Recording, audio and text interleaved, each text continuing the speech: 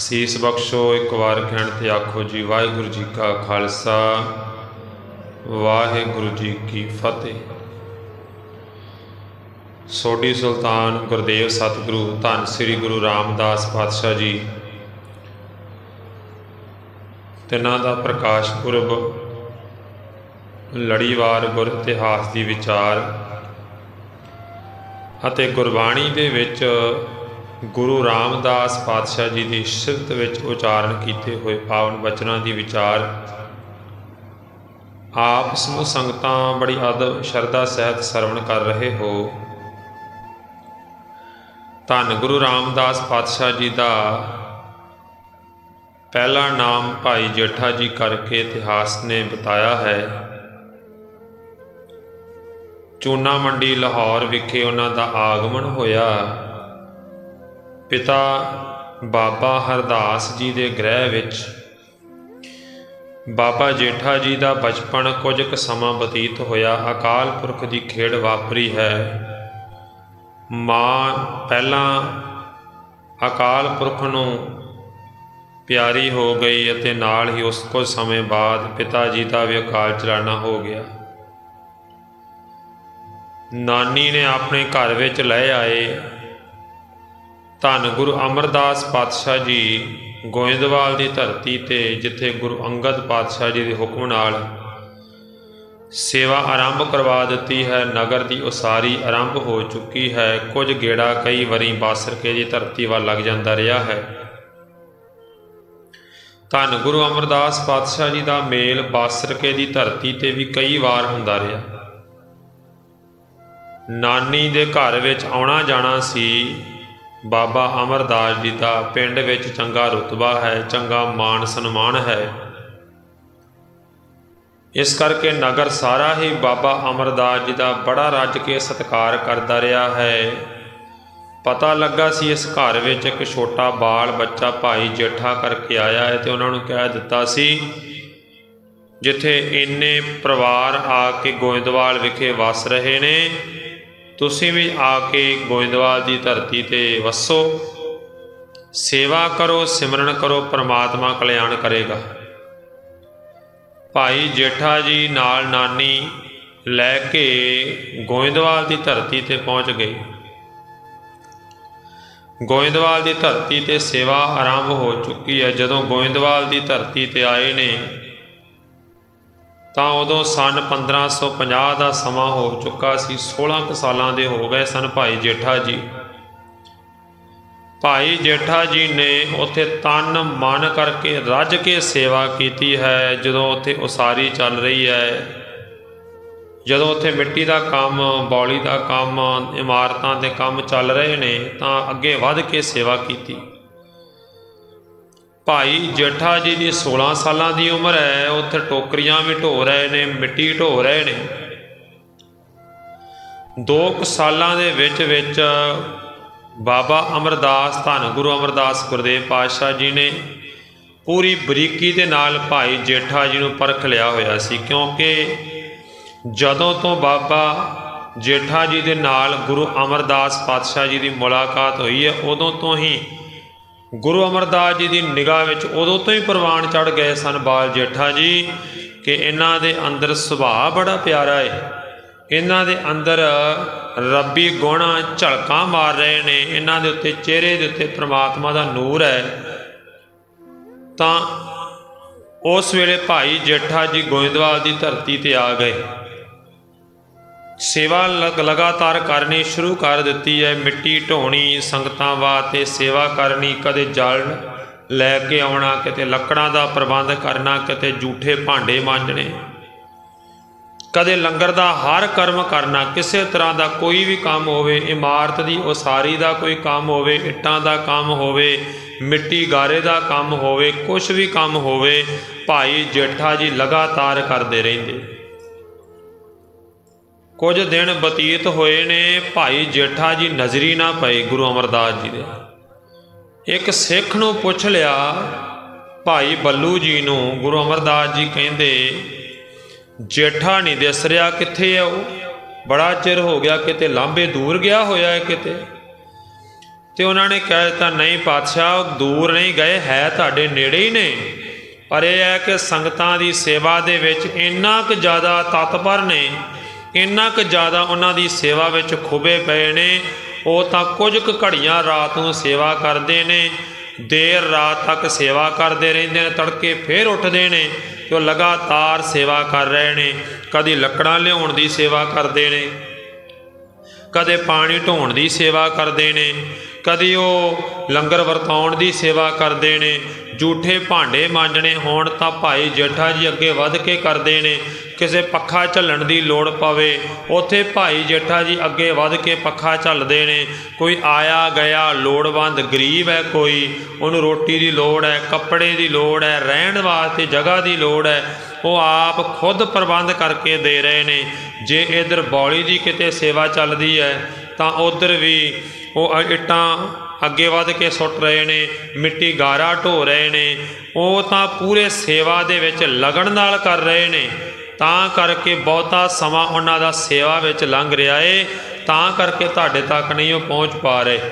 ਇਹ ਭਾਈ ਜੇਠਾ ਜੀ ਦੀ ਨਿੱਤ ਦੀ ਕਾਰ ਸੀ।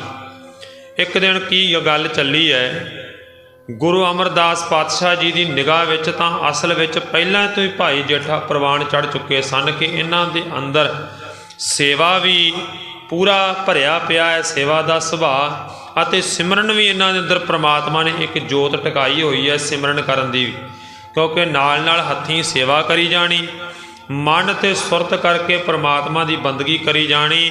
ਇਹ ਕਰਮ ਸੀ ਭਾਈ ਜੇਠਾ ਜੀ ਦਾ। ਇੱਕ ਦਿਨ ਬੈਠੇ ਸਨ ਬੀਬੀ ਮਨਸਾ ਦੇਵੀ ਜੀ ਤੇ ਧੰਨ ਗੁਰੂ ਅਮਰਦਾਸ ਜੀ, ਦੋਨੇ ਪਤੀ ਪਤਨੀ ਬੈਠੇ ਬੈਠੇ ਖਿਆਲ ਆਇਆ, ਕਹਿੰਦੇ ਬੀਬੀ ਭਾਨੀ ਦੀ ਉਮਰ ਵਡੇਰੀ ਹੈ, ਬਾਕੀ ਸਾਰੇ ਭੈਣ ਭਰਾਵਾਂ ਨਾਲੋਂ ਵੱਡੀ ਹੈ, ਆਪਾਂ ਇਸ ਬੀਬੀ ਭਾਨੀ ਦੇ ਰਿਸ਼ਤੇ ਬਾਰੇ ਕੋਈ ਗੱਲ ਤੋਰੀਏ, ਕਿਸੇ ਦੇ ਨਾਲ ਗੱਲ ਕਰੀਏ। ਤੁਹਾਡਾ ਸੰਪਰਕ ਬੜਾ ਦੂਰ ਤੱਕ ਹੈ, ਕੋਈ ਪਰਿਵਾਰ ਐਦਾਂ ਦਾ ਲੱਭੋ ਜਿਸ ਘਰ ਵਿੱਚ ਜਾ ਕੇ ਆਪਣੀ ਧੀ ਵਸ ਸਕੇ, ਉਹਦਾ ਘਰ ਵਸ ਸਕੇ।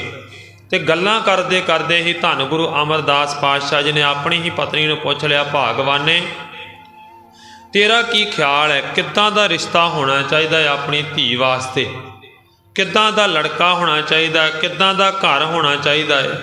ਵੇਖੋ ਅਸਲ ਵਿੱਚ ਉਹਨਾਂ ਦਿਨਾਂ ਦੇ ਵਿੱਚ ਇਹ ਚੀਜ਼ਾਂ ਬਹੁਤੀਆਂ ਮਾਇਨੇ ਨਹੀਂ ਸੀ ਰੱਖਦੀਆਂ ਕਿ ਕਿਸੇ ਦਾ ਘਰ ਕਿੱਦਾਂ ਦਾ ਹੈ, ਕਿਸੇ ਦਾ ਕੰਮ ਕਿੱਦਾਂ ਦਾ ਹੈ। ਨਹੀਂ, ਉੱਥੇ ਗੁਰੂ ਘਰ ਦਾ ਇੱਕ ਖੇਡ ਸੀ, ਇੱਥੇ ਇੱਕ ਇਹ ਸਾਰਾ ਸੁਭਾਅ ਵੇਖਿਆ ਜਾਂਦਾ ਸੀ।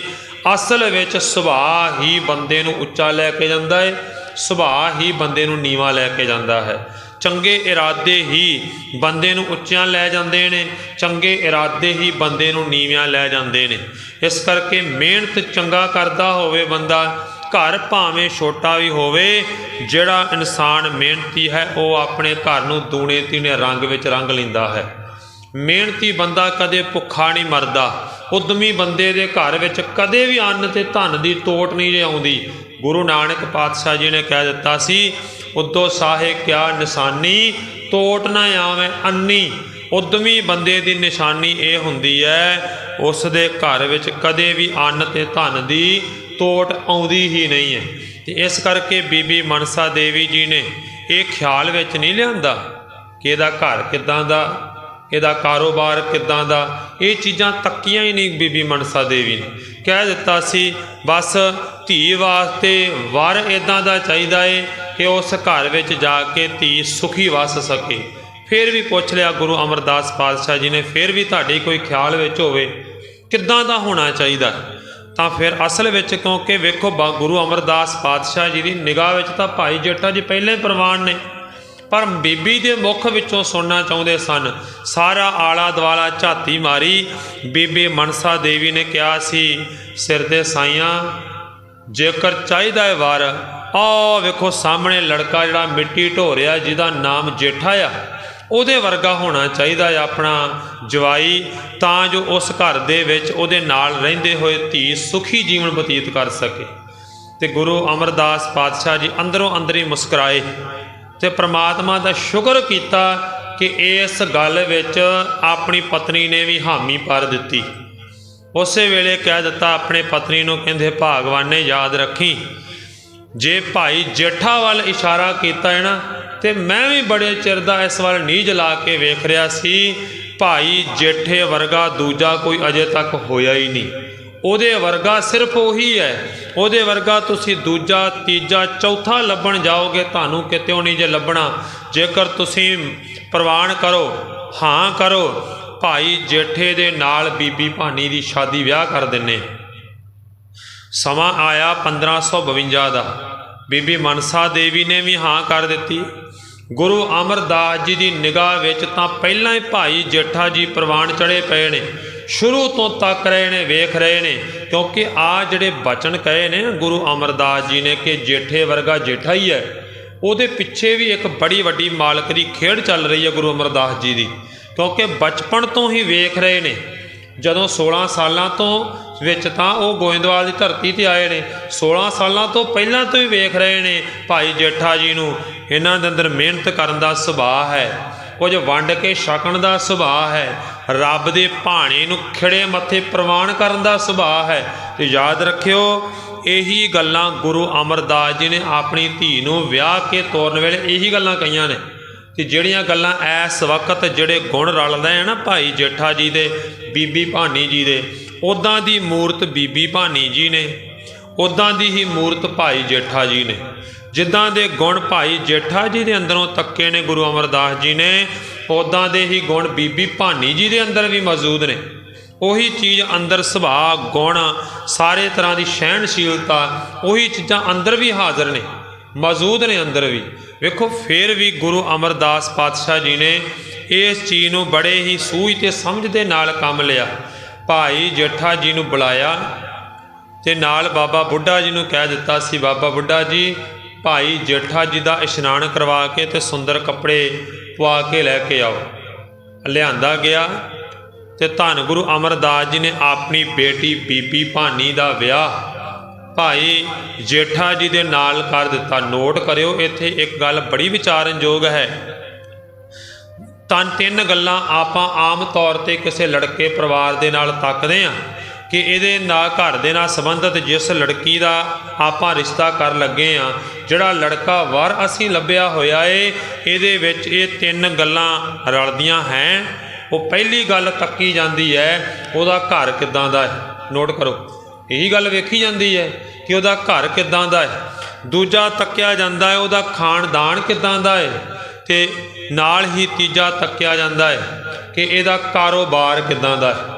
ਤਿੰਨ ਗੱਲਾਂ ਤੱਕੀਆਂ ਜਾਂਦੀਆਂ ਨੇ, ਵੇਖੀਆਂ ਜਾਂਦੀਆਂ ਨੇ ਜਦੋਂ ਕੋਈ ਵਰ ਲੱਭਦਾ ਹੈ ਕਿ ਘਰ-ਬਾਰ ਕਿੱਦਾਂ ਦਾ ਹੈ, ਪਰਿਵਾਰ ਕਿੱਦਾਂ ਦਾ ਹੈ, ਖਾਨਦਾਨ ਅਤੇ ਇਹਦਾ ਕਾਰੋਬਾਰ ਕਿੱਦਾਂ ਦਾ ਹੈ।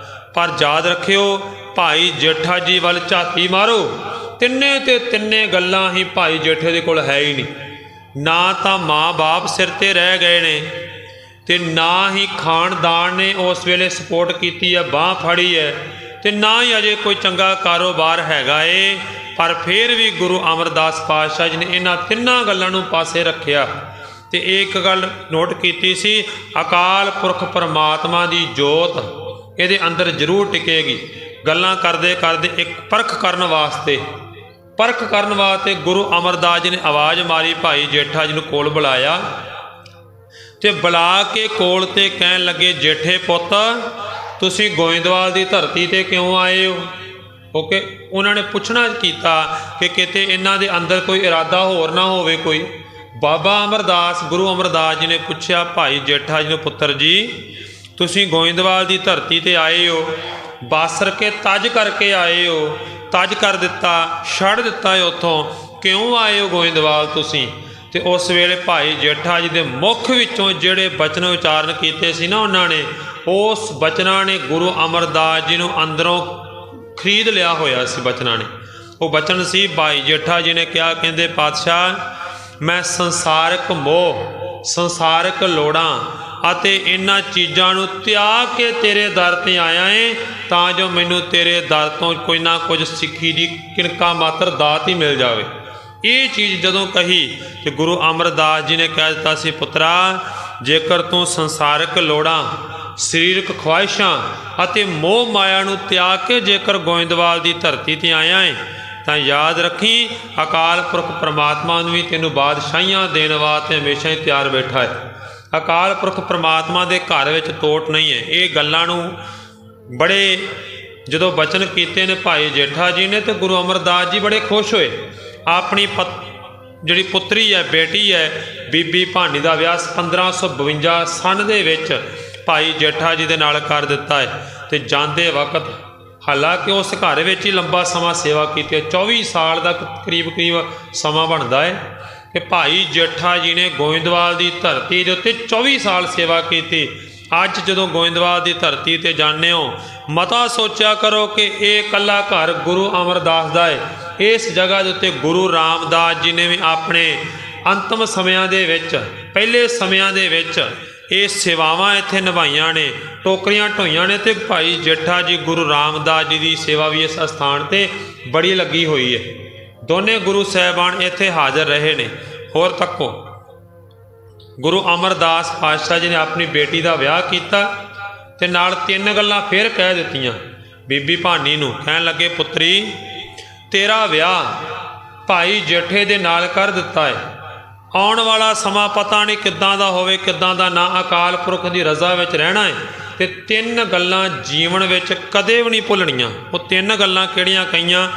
3 ਪੰਜਾਬੀ ਦਾ ਅੱਖਰ ਹੈ ਜੀ ਭੱਬਾ, 3 ਅੱਖਰ ਹੈ ਉਹ ਕਦੇ ਵੀ ਨਹੀਂ ਭੁੱਲਣੇ। ਇੱਕ ਕਹਿ ਦੇਣਾ ਭਲਾ ਜੀ, ਦੂਜਾ ਬਚਨ ਹੈ ਜੀ ਭਾਣਾ ਜੀ, ਤੇ ਤੀਜਾ ਬਚਨ ਹੈਗਾ ਜੀ ਭੁੱਲੀ ਜੀ।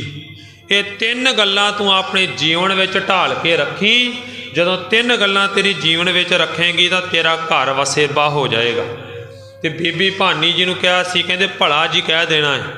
ਦੁੱਖ ਸੁੱਖ ਜ਼ਿੰਦਗੀ ਦੇ ਵਿੱਚ ਬਹੁਤ ਆਉਂਦੇ ਨੇ, ਦੁੱਖਾਂ ਸੁੱਖਾਂ ਦੇ ਵਿੱਚ ਉਸ ਅਕਾਲ ਪੁਰਖ ਪ੍ਰਮਾਤਮਾ ਦੇ ਹਰੇਕ ਹੁਕਮ ਨੂੰ ਭਲਾ ਕਰਕੇ ਪ੍ਰਵਾਨ ਕਰ ਲੈਣਾ ਹੈ। ਪਤੀ ਦੇ ਹੁਕਮ ਵਿੱਚ ਰਹਿਣਾ ਹੈ, ਉਹਦੇ ਘਰ ਵਿੱਚ ਵਸਣਾ ਹੈ। ਘਰ ਹੈ ਨਹੀਂ ਹੈ ਇਸ ਚੀਜ਼ ਨੂੰ ਜੀਵਨ ਵਿੱਚ ਲੈ ਕੇ ਨਹੀਂ ਆਉਣਾ। ਇਸ ਗੱਲ ਦੀ ਨਮੋਸ਼ੀ ਨਹੀਂ ਰੱਖਣੀ, ਬਸ ਭਲਾ ਕਰਨਾ ਹੈ, ਭਲਾ ਹੀ ਰੱਖਣਾ ਹੈ ਆਪਣੀ ਜ਼ਿੰਦਗੀ ਦੇ ਵਿੱਚ। ਦੂਜਾ ਬਚਨ ਹੈਗਾ ਜੀ ਦੁੱਖ ਸੁੱਖ ਜਦੋਂ ਘਟਨਾਵਾਂ ਵਾਪਰਦੀਆਂ ਨੇ ਉਦੋਂ ਕਹਿ ਦੇਣਾ ਰੱਬ ਦੀ ਰਜ਼ਾ ਤੇ ਰੱਬ ਦਾ ਭਾਣਾ ਹੈ, ਉਦੋਂ ਭਾਣਾ ਮੰਨ ਲੈਣਾ ਹੈ। ਇੱਕ ਕਹਿ ਦੇਣਾ ਭਲਾ ਜੀ, ਦੂਜਾ ਕਹਿ ਦੇਣਾ ਭਾਣਾ ਜੀ, ਤੇ ਤੀਜਾ ਕਹਿ ਦੇਣਾ ਜਦੋਂ ਕਿਤੇ ਜੀਵਨ ਦੀ ਕਾਰ ਕਰਦੇ ਕਰਦੇ ਕੋਈ ਭੁੱਲ ਹੋ ਗਈ, ਕੋਈ ਚੁੱਕ ਹੋ ਗਈ, ਕੋਈ ਗਲਤੀ ਹੋ ਗਈ, ਉੱਥੇ ਚੁੱਪ ਕਰਕੇ ਕਹਿ ਦੇਣਾ ਮੈਂ ਭੁੱਲ ਗਈ, ਭੁੱਲੀ ਜੀ, ਭੁੱਲ ਗਈ ਮੈਂ। ਜਦੋਂ ਇਹ 3 ਗੱਲਾਂ ਤੂੰ ਆਪਣੇ ਜੀਵਨ ਦੇ ਵਿੱਚ ਰੱਖੇਂਗੀ ਤਾਂ ਤੇਰਾ ਘਰ ਵਸੇਬਾ ਹੋ ਜਾਏਗਾ। ਭਗਤ ਫਰੀਦ ਜੀ ਦਾ ਇੱਕ ਬਚਨ ਖਿਆਲ ਵਿੱਚ ਆਇਆ। ਭਗਤ ਫਰੀਦ ਜੀ ਨੇ ਆਪਣੀ ਬਾਣੀ ਦੇ ਵਿੱਚ ਕਿਹਾ ਸੀ, ਕਹਿੰਦੇ ਕਵਣ ਸੋ ਅੱਖਰ ਕਵਣ ਗੁਣ ਕਵਣ ਸੋ ਮਣੀਆਂ ਮੰਤ ਕਵਣ ਸੋ ਵੇਸੋ ਹਉ ਕਰੀ ਜਿਤ ਵਸ ਆਵੇ ਕੰਤ। ਕਿੱਦਾਂ ਦਾ ਗੁਣ ਧਾਰਨ ਕਰਾਂ? ਕਵਣ ਸੋ ਅੱਖਰ, ਬੋਲੀ ਕਿੱਦਾਂ ਦੀ ਹੋਵੇ। ਕਵਣ ਗੁਣ, ਕਵਣ ਸੋ ਮਣੀਆਂ ਮੰਤ ਕਵਣ ਸੋ ਵੇਸੋ ਹਉ ਕਰੀ ਜਿਤ ਵਸ ਆਵੇ ਕੰਤ।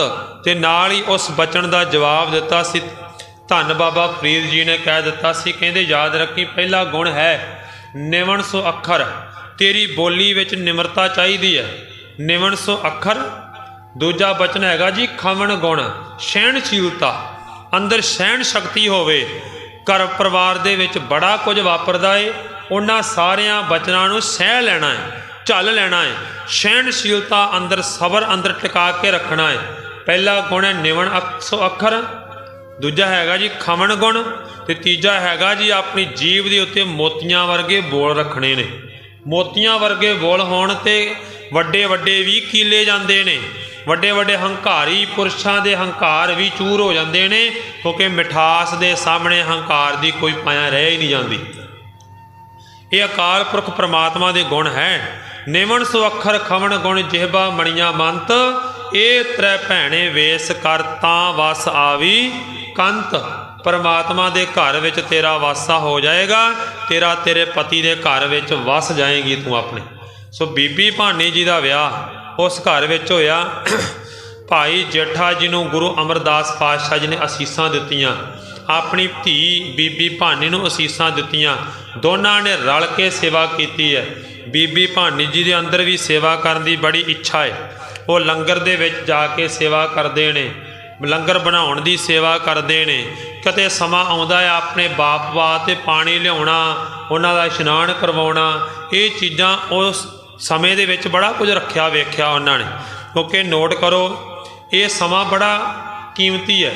21 साल का वो समा ते इधर का समा 52 साल का, करीब करीब 73-74 साल की उम्र इस वक्त धन गुरु अमरदास पातशाह जी की हो चुकी है। शरीर बजुर्ग है पर फिर भी उन्होंने सेवा लगातार गुरु अमरदास जी भी करते रहे ने ते नाल उन्हां दे नाल रह के भाई जेठा जी गुरु रामदास जी ने भी सेवा की है। ते एक दिन समा आया, लाहौर तो कुछ सज्जण चल के आए ने, उन्होंने की तक्या कि साडा ये खानदान का एक बच्चा है, सुनिया सी कि गुरु अमरदास पातशाह जी ने अपने घर विच उसनूं पनाह दिती हुई है, अपने घर विच टिकाणा दिता है। क्योंकि आ जिहड़ा बचन है ना जी, इतिहास का बड़ा कमाल का बचन धन गुरु रामदास जी की वडियाई शोभा दे विच बयान हुंदा है। कहंदे उत्थों कुछ सज्जण नगर दे विचों चल के आए ने ते रस्ते चों जांदे जांदे गोइंदवाल आके रुके। की तक्या सारे जिहड़े आए ने उन्हां दे विच एक सियाणा सज्जण पुरुष दाड़ा चिट्टा सारियां दा मुखी अगे लग के गल कर रहा है। की तक्या कि सामने एक बच्चा टोकरी चुक के तुरिया आउंदा, उन्होंने आवाज़ मारी, कहंदे पुत्रा गल सुन।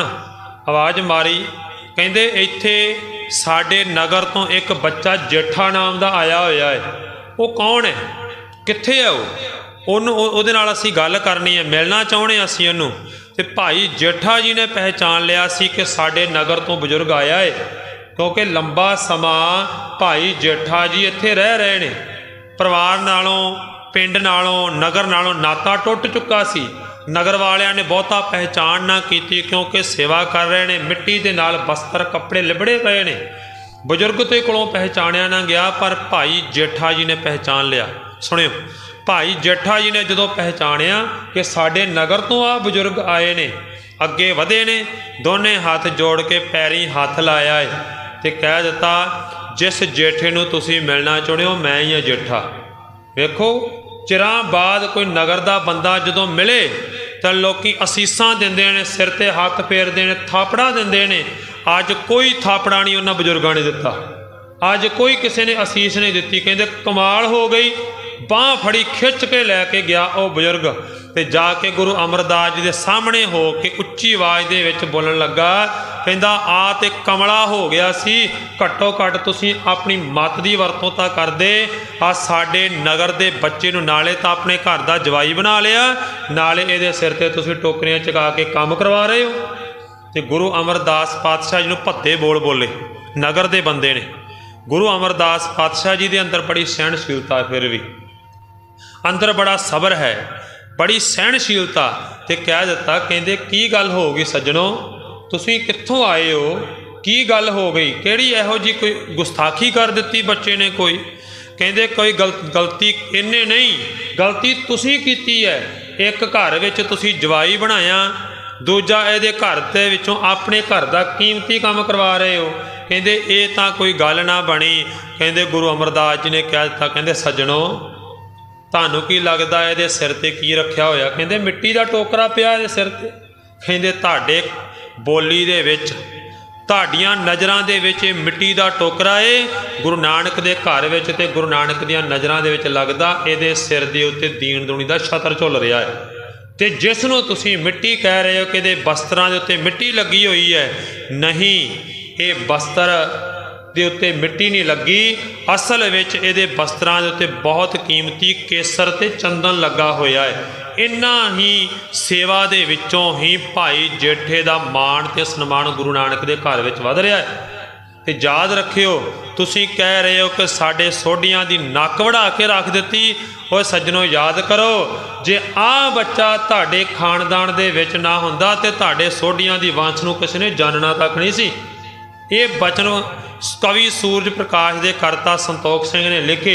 वो कह लगे, ए पी जन्म्यो बंस हमारे, लाज गवाई सर्ब प्रकारे। कहते आ बच्चा जड़ा साडे घर विच जन्म लिया, इन्हें तां साडे घर की लाज ही गवा के रख दी, साडे घर की इज्जत मिट्टी विच रोल के रख दी। ए पी जन्म्यो बंस हमारे, लाज गवाई सर्ब प्रकारे, पित के मरे सदन को त्यागा। जो बाप इहदा चल वसिया सी, त्याग दिता सी उन्हें अपना घर भी। कहते प्यो चल वसिया ते इन्हें अपना घर छड़ दिता। पित के मरे सदन को त्यागा, ਜਾ ਘਰ ਸਸੁਰਾਰ ਬਸਿਓ ਨਿਰਭਾਗਾ। ਕਹਿੰਦੇ ਇਹ ਅਭਾਗਾ ਬੰਦਾ ਇਸ ਸਹੁਰੇ ਘਰ ਵਿੱਚ ਆ ਕੇ ਵਸ ਗਿਆ। ਕਹਿੰਦੇ ਕੋਈ ਨਹੀਂ ਬਰਦਾਸ਼ਤ ਕਰਦਾ ਕਿ ਕੋਈ ਆਪਣੇ ਘਰ ਵਿੱਚ ਰਹਿ ਕੇ ਤੇ ਜਾਂ ਸਹੁਰੇ ਘਰ ਵਿੱਚ ਜਵਾਈ ਬਣ ਕੇ ਇਸ ਘਰ ਵਿੱਚ ਹੀ ਰਵੇ, ਕੋਈ ਨਹੀਂ ਇਸ ਚੀਜ਼ ਨੂੰ ਪ੍ਰਵਾਨ ਕਰਦਾ। ਪਰ ਕਹਿੰਦੇ ਉਹਨਾਂ ਨੇ ਅੰਦਰੋਂ ਅੰਦਰ ਬੜੀ ਖਿਝ ਖਾਧੀ। ਕਹਿੰਦੇ ਘਰ ਸਸੁਰਾਰ ਬਸਿਓ ਨਿਰਭਾਗਾ। ਅੱਗੇ ਕਹਿ ਦਿੱਤਾ ਗੁਰੂ ਅਮਰਦਾਸ ਜੀ ਦੇ ਕੋਲ ਬਾਂਹ ਫੜ ਕੇ ਲੈ ਕੇ ਗਏ ਜਦੋਂ, ਤੇ ਉਹਨਾਂ ਨੇ ਗੁਰੂ ਅਮਰਦਾਸ ਜੀ ਨੂੰ ਵੀ ਭੱਦੇ ਬੋਲ ਬੋਲੇ ਤੇ ਉੱਚੀ ਆਵਾਜ਼ ਦੇ ਵਿੱਚ ਕਹਿ ਦਿੱਤਾ ਸੀ ਇਹਨਾਂ ਨੇ, ਕਹਿੰਦੇ ਇਸ ਨੇ ਤੋ ਸਿਰ ਮਾਟੀ ਪਾਈ, ਕਰੋ ਵਿਚਾਰ ਨਾ ਆਪ ਉਚਤਾਈ। ਕਹਿੰਦੇ ਇਹ ਤਾਂ ਬੱਚਾ ਸੀ, ਇਹਨੇ ਆਪਣੇ ਸਿਰ ਵਿੱਚ ਮਿੱਟੀ ਪਾ ਲਈ, ਘੱਟੋ ਘੱਟ ਤੁਸੀਂ ਸਿਆਣੇ ਸੀ, ਤੁਸੀਂ ਤਾਂ ਵਿਚਾਰ ਕਰਦੇ, ਆ ਬੱਚਾ ਸਿਰ ਦੇ ਵਿੱਚ ਮਿੱਟੀ ਪਾਈ ਫਿਰਦਾ, ਤੁਹਾਡੇ ਤਾਂ ਘਰ ਦਾ ਜਵਾਈ ਹੈ। ਅੱਗੋਂ ਜਵਾਬ ਦਿੱਤਾ ਗੁਰੂ ਅਮਰਦਾਸ ਪਾਤਸ਼ਾਹ ਜੀ ਨੇ, ਕਹਿਣ ਲੱਗੇ ਜੇ ਇਹ ਬੰਸ ਨਾ ਜਨਮਤ ਧਾਰੇ, ਜੇ ਇਹ ਬੱਚਾ ਤੁਹਾਡੇ ਵੰਸ਼ ਵਿੱਚ ਜਨਮ ਨਾ ਲੈਂਦਾ ਤੇ ਯਾਦ ਰੱਖਿਓ ਤੁਹਾਡੇ ਪਿੱਤਰਾਂ ਨੂੰ ਕਿਸੇ ਨੇ ਜਾਣਨਾ ਤੱਕ ਨਹੀਂ ਸੀ। ਮਿਰਤ ਨਰਕ ਮੈਂ ਪਿੱਤਰ ਤੁਮਾਰੇ, ਤੁਹਾਡੇ ਪਿੱਤਰਾਂ ਨੇ ਅੱਜ ਤੱਕ ਨਰਕ ਦੇ ਵਿੱਚ ਦੁਖੀ ਹੁੰਦੇ ਰਹਿਣਾ ਸੀ। ਇਹ ਸੀ ਗੁਰੂ ਅਮਰਦਾਸ ਜੀ ਦੇ ਘਰ ਦੀ ਵਡਿਆਈ। ਕਹਿਣਾ ਉਹਨਾਂ ਨੂੰ ਵਡਿਆਈ ਗੁਰੂ ਰਾਮਦਾਸ ਜੀ ਨੂੰ ਗੁਰੂ ਅਮਰਦਾਸ ਜੀ ਦੇ ਘਰ ਵਿੱਚੋਂ ਹੀ ਮਿਲੀ ਹੈ। ਇਹ ਸੀ ਉਹ ਸਮਾਂ ਜਦੋਂ ਧੰਨ ਗੁਰੂ ਰਾਮਦਾਸ ਪਾਤਸ਼ਾਹ ਜੀ ਦਾ ਵਿਆਹ ਹੋਇਆ। ਵਿਆਹ ਤੋਂ ਬਾਅਦ ਇਹ ਜੀਵਨ ਦੀ ਇੱਕ ਬੜੀ ਵੱਡੀ ਘਟਨਾ ਵਾਪਰੀ ਸੀ ਅਤੇ ਉਸ ਨਗਰ ਵਾਲਿਆਂ ਨੂੰ ਇਸ ਗੱਲ ਦੀ ਅੱਖਾਂ ਤੋਂ ਪੱਟੀ ਉਤਾਰ ਕੇ ਗੁਰੂ ਅਮਰਦਾਸ ਜੀ ਨੇ ਭੇਜਿਆ ਕਿ ਇਹ ਬੱਚਾ ਇਸ ਘਰ ਦਾ ਰੌਸ਼ਨ ਚਿਰਾਗ ਤੇ ਸੂਰਜ ਬਣ ਕੇ ਚਮਕੇਗਾ। ਇਸ ਬੱਚੇ ਨੂੰ ਛੋਟਾ ਨਾ ਸਮਝੋ, ਅਸੀਸਾਂ ਦੇਣੀਆਂ ਨੇ ਦਿਓ। ਗੁਰੂ ਨਾਨਕ ਦੇ ਘਰ ਵਿੱਚ ਆਏ ਹੋ, ਜੀ ਆਇਆਂ ਨੂੰ, ਪਰ ਕਿਸੇ ਦੇ ਇੱਜ਼ਤ ਮਾਣ ਸਨਮਾਨ ਦੇ ਉੱਤੇ ਤੁਸੀਂ ਉਂਗਲ ਚੁੱਕੋ, ਇਹ ਤੁਹਾਨੂੰ ਸ਼ੋਭਾ ਨਹੀਂ ਦਿੰਦਾ। ਜੇ ਨਹੀਂ ਪਿਆਰ ਦੇਣਾ, ਨਹੀਂ ਅਸੀਸ ਦੇਣੀ, ਨਹੀਂ ਕਿਸੇ ਬੱਚੇ ਦਾ ਮਾਣ ਸਨਮਾਨ ਕਰਨਾ, ਘੱਟੋ ਘੱਟ ਬੱਚੇ ਨੂੰ ਵਾਧਾ ਘਾਟਾ ਤੇ ਉੱਚੇ ਭੱਦੇ ਬੋਲ ਤਾਂ ਨਾ ਬੋਲੋ। ਪਰ ਇਹ ਚੀਜ਼ਾਂ ਵੇਖੋ ਬਚਪਨ ਤੋਂ ਹੀ ਭਾਈ ਜੇਠਾ ਜੀ ਝੱਲਦੇ ਆਏ ਨੇ। ਪਹਿਲਾਂ ਖਾਨਦਾਨ ਮੂੰਹ ਮੋੜ ਗਿਆ, ਪਹਿਲਾਂ ਮਾਂ ਬਾਪ ਵੀ ਚੱਲ ਵਸੇ, ਖਾਨਦਾਨ ਵੀ ਮੂੰਹ ਮੋੜ ਗਿਆ, ਆਪਣਾ ਵੀ ਘਰ ਤੱਕ ਤਿਆਗਣਾ ਪਿਆ, ਨਾਨੀ ਦੇ ਘਰ ਵਿੱਚ ਗਰੀਬੀ ਦੀ ਹਾਲਤ ਵਿੱਚ ਰਹਿਣਾ ਪਿਆ, ਘੁੰਗਣੀਆਂ ਵੀ ਵੇਚਣੀਆਂ ਪਈਆਂ। ਇੱਥੇ ਹੁਣ ਗੋਇੰਦਵਾਲ ਦੀ ਧਰਤੀ 'ਤੇ ਆਏ ਨੇ ਤੇ ਕੁਝ ਮਾਣ ਸਨਮਾਨ ਮਿਲਣਾ ਸ਼ੁਰੂ ਹੋਇਆ, ਪਰ ਇੱਥੇ ਆ ਕੇ ਵੀ ਨਗਰ ਵਾਲਿਆਂ ਨੇ ਵਾਧਾ ਘਾਟਾ ਬੋਲਣਾ ਫੇਰ ਸ਼ੁਰੂ ਕਰ ਦਿੱਤਾ। ਧੰਨ ਗੁਰੂ ਰਾਮਦਾਸ ਪਾਤਸ਼ਾਹ ਜੀ ਨੂੰ ਜੀਵਨ ਦੇ ਬਚਪਨ ਦੇ ਦਿਨਾਂ ਦੇ ਵਿੱਚ ਬੜਾ ਕੁਝ ਝੱਲਣਾ ਪਿਆ, ਪਰ ਗੁਰੂ ਅਮਰਦਾਸ ਜੀ ਸਾਰਾ ਕੁਝ ਵੇਖ ਰਹੇ ਨੇ। ਇਸ ਭਾਈ ਜੇਠੇ ਦੇ ਅੰਦਰ ਸਹਿਣਸ਼ੀਲਤਾ ਹੈ, ਸਬਰ ਹੈ, ਸੰਤੋਖ ਹੈ, ਸਹਿਜ ਹੈ, ਤੇ ਸੱਚ ਇਹ ਹੈ ਸੱਚ ਨਾਮ ਦਾ ਅਕਾਲ ਪੁਰਖ ਤੇ ਰੱਬੀ ਗਿਆਨ ਦਾ ਚੰਦੋਆ ਇਹਦੇ ਸਿਰ ਦੇ ਉੱਤੇ ਹੀ ਝੁੱਲੇਗਾ। ਧੰਨ ਗੁਰੂ ਰਾਮਦਾਸ ਪਾਤਸ਼ਾਹ ਜੀ ਦੀ ਵਡਿਆਈ ਸ਼ੋਭਾ ਆਪ ਸਮੂਹ ਸੰਗਤਾਂ ਬੜੀ ਅਦਬ ਸ਼ਰਧਾ ਭਾਵਨਾ ਸਹਿਤ ਸਰਵਣ ਕਰ ਰਹੇ ਹੋ। ਲੜੀਵਾਰ ਗੁਰ ਇਤਿਹਾਸ ਦੀ ਵਿਚਾਰ ਆਪਾਂ ਥੋੜ੍ਹਾ ਥੋੜ੍ਹਾ ਕਰਕੇ ਸ਼ੁਰੂ ਕੀਤੀ ਹੈ। ਸੋ ਬੇਨਤੀ ਹੈ ਇਸੇ ਤਰ੍ਹਾਂ ਹੀ ਆਪ ਜੀ ਨੇ ਹਾਜ਼ਰੀਆਂ ਭਰਨ ਦੀ ਕਿਰਪਾਲਤਾ ਕਰਨੀ ਹੈ।